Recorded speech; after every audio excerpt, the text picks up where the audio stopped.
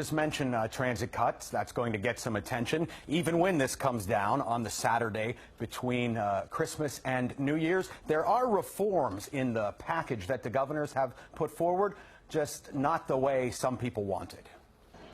24 hours a day, 7 days a week. That's the schedule. When we do visit, we do ride the path, and it's very convenient. But the PATH train could be getting a little less convenient, contained in a 100-page document about the Port Authority from the governors of New York and New Jersey is the suggestion of possibly limiting overnight hours on PATH in efforts to save money.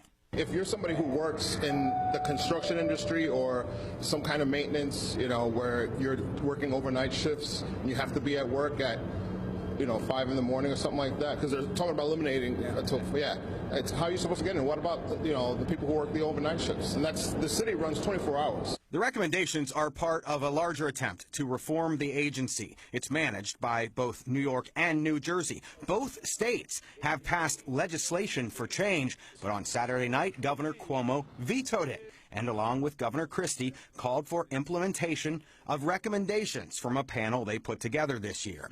Those recommendations include new leadership structure, new public records policy, a code of conduct for employees, and possible changes to PATH. The veto shot down annual financial reports to the lawmakers and an official legal oath for commissioners. We're really disappointed to see that they made a move, in the middle of the night on the holiday weekend between Christmas and New Year's when people are at home with their families. PATH created a Riders Council, and those members say real reform is needed and not through executive action or recommendations. The best way, really, to ensure comprehensive reform that benefits working families on both sides of the river is through laws that are accountable to the legislators and really make sure that we've got broad oversight by elected officials. They did say that there needs to be something done there.